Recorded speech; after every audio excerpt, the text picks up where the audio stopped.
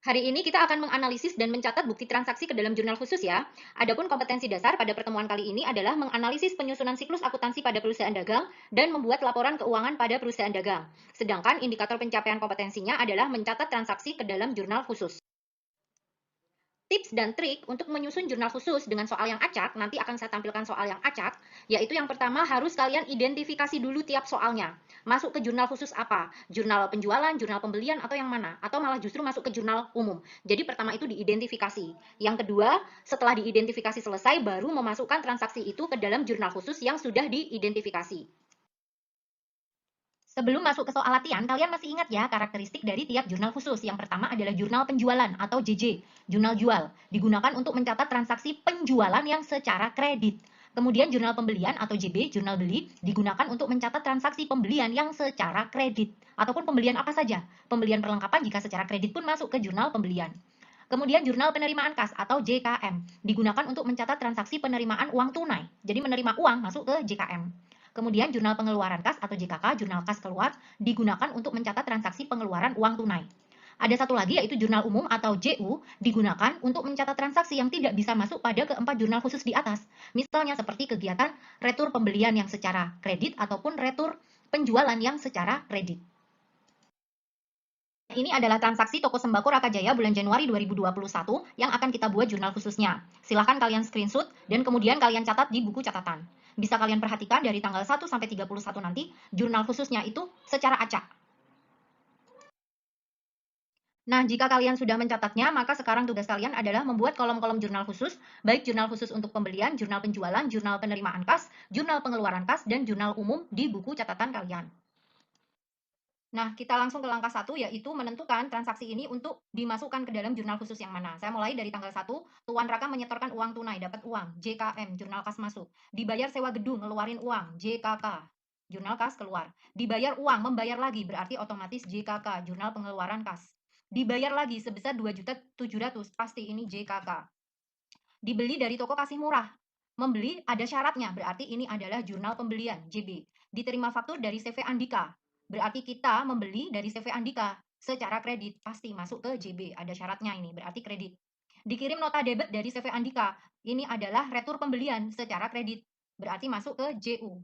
Dijual barang dagang dengan syarat, pasti masuk ke jurnal penjualan. Dijual secara tunai, pasti dapat uang sehingga masuk ke jurnal penerimaan kas. Dijual dengan syarat, pasti masuk ke jurnal penjualan. Dibeli dengan syarat, pasti masuk ke jurnal pembelian.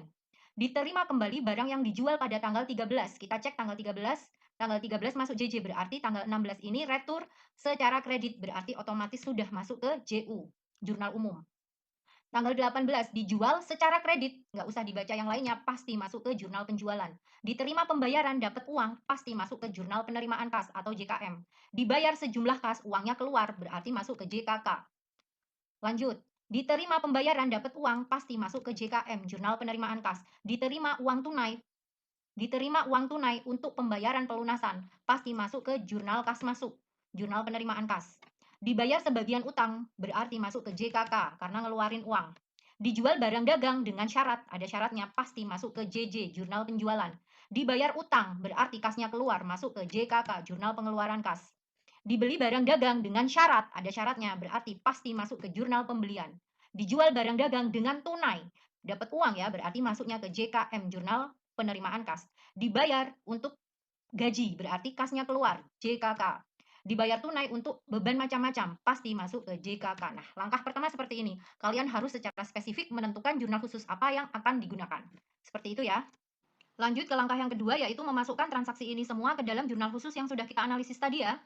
Kita mulai dari tanggal 1 masuk ke JKM, kita buka JKM tanggal 1, soalnya adalah Tuan Raka menyetorkan uang tunai sebagai penambah modal sebesar 10 juta. Nah, berarti kamu sebagai bendahara menerima uang, kasnya bertambah, modal bertambah. Maka debitnya kita pilih kas karena kasnya bertambah, kreditnya kita pilih modal. Karena tidak ada modal, maka kita tulis di sini di serba-serbi. Nah, seperti ini. Tanggal 1 debitnya kas, kreditnya modal. Mungkin ada yang bertanya, Kak, ini keterangannya kenapa strip? Nah, kalau saya lebih senang keterangan itu diisi oleh nama perusahaan yang ada hubungannya dengan akun piutang atau utang. Karena itu nanti akan mempermudah dalam proses posting ke buku besar pembantu. Tapi kalau misalnya kalian mau menulis, misalnya kalian tulis dengan penambahan modal atau penambahan ekuitas, itu pun nggak masalah. Jadi tidak usah dipermasalahkan, karena itu hanya karakteristik perusahaan saja. Seperti itu ya, lanjut. Tanggal 2 masuk ke JKK, kita buka JKK. Tanggal 2, Dibayar sewa gedung untuk 1 tahun sebesar 1.200.000.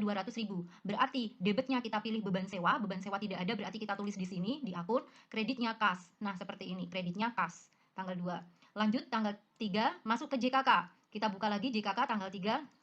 Dibayar uang sebesar 500.000 untuk pembelian perlengkapan kantor. Membeli perlengkapan secara tunai, maka debitnya kita pilih perlengkapan, kita tulis di serba-serbi di sini perlengkapan, kreditnya adalah kas.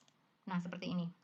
Lanjut tanggal 5, masuk ke JKK lagi. Kita buka lagi JKK tanggal 5. Dibayar sebesar 2.700.000 kepada CV Andika atas pembelian barang dagangan tanggal 23 Desember 2020. Berarti tahun lalu ya. Sekarang kan Januari 2021. Berarti utangnya berkurang. Utang kalau berkurang di sebelah debit, berarti debitnya kita pilih yang utang dagang. Penulisannya seperti ini. Tanggal 5 keterangan kita isi CV Andika karena ini berhubungan dengan utang. Kemudian utang dagangnya sebesar 2.700.000, kreditnya kita pilih kas. Lanjut tanggal 6, masuk ke JB, kita buka jurnal pembelian tanggal 6. Dibeli dari toko kasih murah, peralatan kantor seharga 1.500.000 dengan syarat pembayaran. Nah, kalau seperti ini berarti kita membeli peralatan tapi nggak bayar. Berarti peralatannya bertambah, utangnya bertambah. Debitnya kita pilih peralatan, karena tidak ada peralatan maka kita tulis di serba-serbi di sini, di akun. Nah, seperti ini. Kreditnya utang dagang 1.500.000, debitnya peralatan sebesar 1.500.000. Jangan lupa keterangannya ditulis ya, karena ini berhubungan dengan utang dagang. Maka keterangannya harus ditulis. Nomor faktur, syarat pembelian juga ditulis. Lanjut tanggal 7, masuk ke JB lagi. Kita buka JB tanggal 7. Diterima faktur dari CV Andika untuk barang yang dipesan seharga 3.200.000 dengan syarat pembayaran 2/10 N/30. Berarti kita tulis di sini tanggal 7, nomor fakturnya 652, keterangan kita tulis dengan CV Andika. Syarat pembeliannya kita tulis. Nah, karena ini adalah barang dagang, maka debitnya kita pilih yang pembelian. Kita isi pembelian dengan 3.200.000. Kreditnya utang dagang sebesar 3.200.000. Lanjut tanggal 9 masuk ke JU. Kita buka JU tanggal 9. Dikirim nota debit kepada CV Andika untuk barang yang dikirim kembali karena rusak seharga 1 juta. Nota debit itu retur pembelian, barang yang sudah kita beli. Kita kembalikan berarti barangnya berkurang, retur pembeliannya dikredit, utang kita juga berkurang. Utang kalau berkurang itu ada di debit. Nah, seperti ini. Utangnya debit, kreditnya retur pembelian sebesar 1 juta. Karena ini ada hubungannya dengan utang dagang, maka kita tulis keterangannya. Nah, keterangan kita tulis di sini nama tokonya CV Andika. Lanjut tanggal 10. Masuk ke JJ, kita buka JJ tanggal 10. Dijual barang dagang kepada toko idola seharga 2.800.000 dengan syarat pembayaran 3/10 N/30. Kita tulis di sini tanggalnya tanggal 10, nomor faktur 251, keterangan toko idola, syaratnya kita tulis sebesar 2.800.000. Hanya tulis satu kali karena sudah otomatis masuk ke piutang dagang sebelah debit dan penjualan sebelah kredit. Lanjut ke tanggal 11, masuk ke JKM. Tanggal 11 kita tulis di sini. Dijual secara tunai barang dagang sebesar 1 juta. Menjual tunai berarti dapat uang. Debitnya kita pilih kas, kreditnya kita pilih penjualan karena yang dijual barang dagang. Nah, seperti ini. Yang kita isi hanya kas dan penjualan karena menerima uang dari penjualan. Lanjut ke soal tanggal 13, masuk ke JJ, kita buka jurnal penjualan. Dijual barang dagang kepada UD Lintang seharga 3.700.000 dengan syarat pembayaran 3/10 N/30, faktur nomor 252. Maka kita tulis seperti ini. Tanggal 13, nomor fakturnya, keterangan kita tulis nama tokonya, UD Lintang, syaratnya ditulis sebesar 3.700.000. Tanggal 14 masuk ke JB, kita buka JB, tanggal 14 kita hadirkan soalnya. Dibeli barang dagangan dari FA Budi Rahayu seharga 2.600.000 dengan syarat pembayaran 3/10 N/30, faktur nomor 365. Perhatikan, membeli barang dagang dengan syarat. Berarti debitnya kita pilih pembelian, kreditnya utang. Nah, seperti ini. Tanggal 14, nomor faktur 365, keterangan FA Budi Rahayu, syaratnya kita tulis, debitnya kita pilih pembelian, kreditnya utang dagang. Soal tanggal 16, masuk ke JU. Kita buka JU, tanggal 16 kita hadirkan. Diterima kembali barang yang dijual tanggal 13 Januari. Menerima barang yang sudah dijual berarti retur penjualan. Barangnya bertambah, retur penjualan di sebelah debit. Kreditnya apa? Kreditnya piutang. Nah, sekarang kita tulis keterangan. Harus tahu nih dari mana. Kita buka transaksi tanggal 13. Oh, ternyata UD Lintang. Kita tulis di sini UD Lintang. Lanjut tanggal 18. Masuk ke JJ. JJ jurnal penjualan ya, tanggal 18 kita hadirkan soalnya. Dijual secara kredit barang dagangan seharga 3.400.000 kepada toko Sahara dengan syarat pembayaran 2/10 N/30. Maka kita tulis di sini tanggal 18, nomor faktur 253, keterangan toko Sahara, syaratnya 2/10 N/30 sama dengan soalnya sebesar 3.400.000. Lanjut tanggal 19 masuk ke JKM. Kita buka JKM tanggal 19 kita hadirkan soalnya. Diterima pembayaran transaksi tanggal 10 Januari. Kita buka tanggal 10 Januari. Oh, ternyata pada tanggal 10 itu kita menjual barang dagang kepada toko idola seharga 2.800.000 dengan syarat. Nah, dapat potongan nggak sekarang? kalau toko idola melunasi sekarang? Ada 10 hari nggak? Dari 10 Januari ke 19 Januari ini kurang dari 10 hari, berarti kita harus ngasih potongan. Potongan sebesar berapa? Sebesar 3%. Nah, kita hitung potongannya. 3% kali 2.800.000 ini sama dengan 84.000. Jadi, uang yang kita peroleh itu hanya 2.716.000. Kenapa? Karena yang 84.000 itu kita kembalikan sebagai potongan penjualan. Maka kita tulis di sini pada tanggal 19, maaf. Tanggal 19, keterangan toko idola, kas, debitnya kita pilih kas sebesar 2.716.000 sesuai uang yang kita terima, potongan penjualan kita isi 84.000. Kreditnya kita pilih piutang, karena ini toko idola melunasi utangnya. Nah, bagi kita kan piutang. Jadi piutang kita berkurang. Piutang berkurang ada di sebelah kredit. Lanjut ke tanggal 20, masuk ke JKK. Kita buka JKK. Tanggal 20 kita hadirkan di sini. Dibayar sejumlah kas seharga 150.000 untuk beban iklan, maka debitnya adalah beban iklan, kreditnya adalah kas. Debitnya kita tulis beban iklan, kreditnya adalah kas. Kredit kita pilih kas. Selanjutnya yaitu tanggal 22 masuk ke JKM, kita buka JKM tanggal 22, diterima pembayaran transaksi tanggal 13 Januari. Nah, tanggal 13 Januari ada apa? Kita buka dulu soal tadi tanggal 13, dijual barang dagang kepada Ude Lintang seharga 3.700.000. Kita cek dulu, ada retur nggak? Nah, kita buka JU dulu. Nah, ternyata ada retur. Nah, pada tanggal 16 ini ada retur. Kan tadi tanggal 13 membeli, tanggal 16 dikembalikan. Ada retur, berarti kita kurangkan dulu returnya. Retur tanggal 16 tadi ya. Nah, kita hadirkan tanggal 16. Ternyata pada tanggal 13 itu kita menjual kepada Ude Lintang dan tanggal 16 Ude Lintang itu mengembalikan sebesar 200. Berarti piutang Ude Lintang itu sebesar 3.500.000. Nah, perhatikan sudah saya hitungkan di sini. Piutang dari Ude Lintang itu 3.700.000 dikurangi 200.000 menjadi total piutangnya 3.500.000. Dan kebetulan ini masih dapat potongan ya, karena kita akan memberikan potongan 3% kalau kurang dari 10 hari. Dari tanggal 13 ke tanggal 22 itu kurang dari 10 hari, maka mendapatkan potongan sebesar 3% kali piutang. Jadi tidak 3.700.000 tapi 3.500.000. Jadi mendapatkan potongan sebesar 105.000. Sehingga uang yang kita peroleh hanya sebesar 3.395.000. Dari mana itu? Dari 3.500.000 dikurangi 105.000. Maka kita tulis pada tanggal 16 seperti ini. Nah, tanggal 22 keterangan Ude Lintang, debitnya kita pilih kas, kita isi 3.395, potongan penjualannya 105.000 dan piutang dagangnya sebelah kredit, kita pilih yang kredit, kita pilih piutang dagang sebesar 3.500.000. Tidak 3.700.000 lagi karena tadi sudah ada retur sebesar 200.000.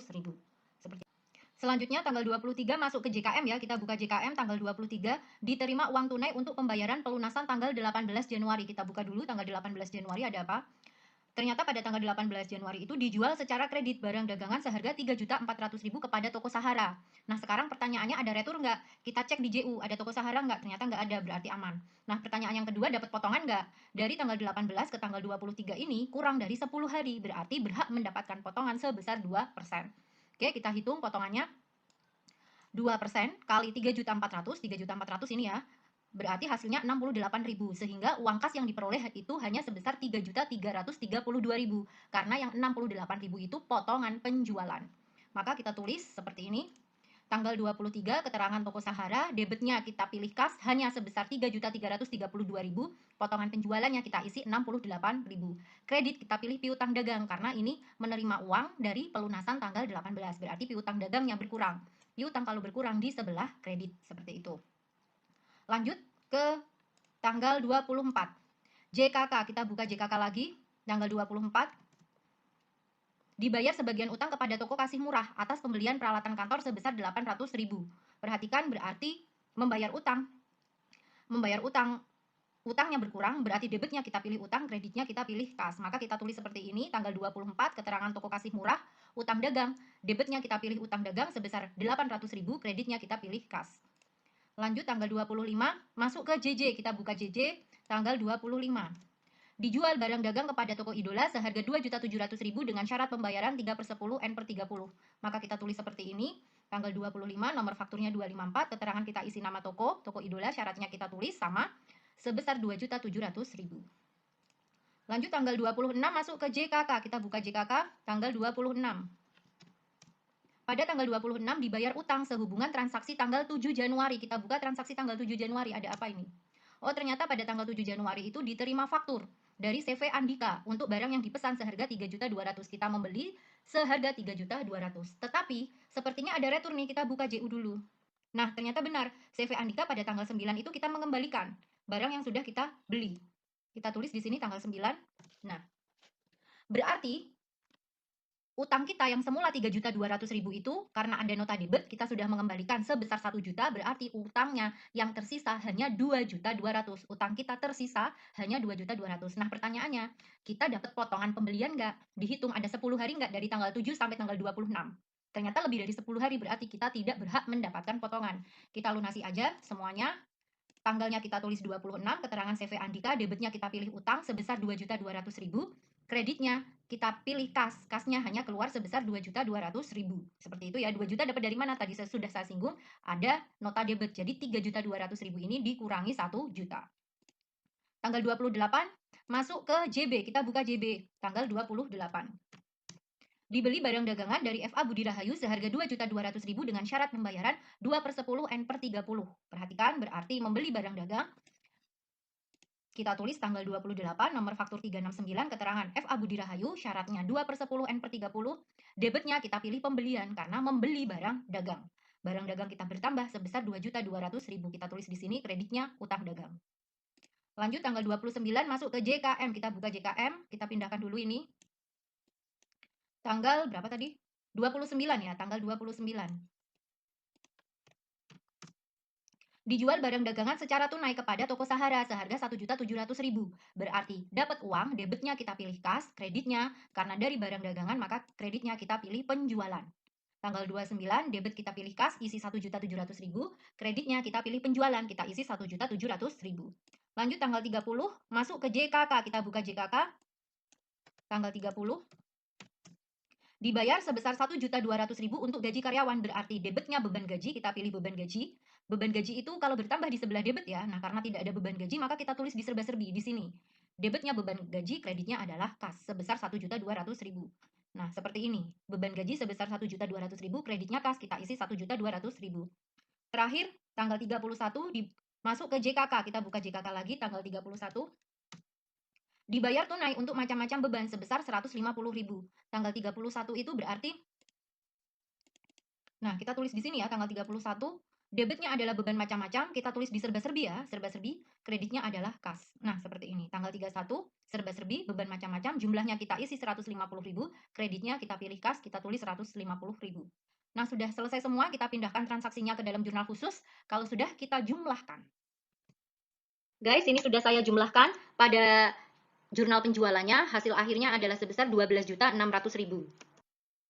Dan ini adalah jurnal penerimaan kasnya. Di sisi debit ada kas sebesar 22.143.000, potongan penjualan sebesar 257.000. Dan di sisi kredit ada piutang dagang sebesar 9.700.000, kemudian penjualan sebesar 2.700.000, kemudian di serba-serbi ada modal sebesar 10 juta. Kemudian untuk jurnal pembeliannya di sisi debit ada pembelian sebesar 8 juta dan peralatan sebesar 1.500.000. Kemudian di sisi kredit ada utang dagang dengan hasil akhir sebesar 9.500.000. Kemudian jurnal pengeluaran kas di sisi debit ada utang dagang sebesar 5.700.000, beban sewa 1.200.000, perlengkapan 500.000, beban iklan 150.000, beban gaji 1.200.000, beban macam-macam 150.000. Kemudian di sisi kredit ada kas sebesar 8.900.000. Kemudian di jurnal umum di sisi debit sebesar 1.200.000 dan di sisi kredit sebesar 1.200.000.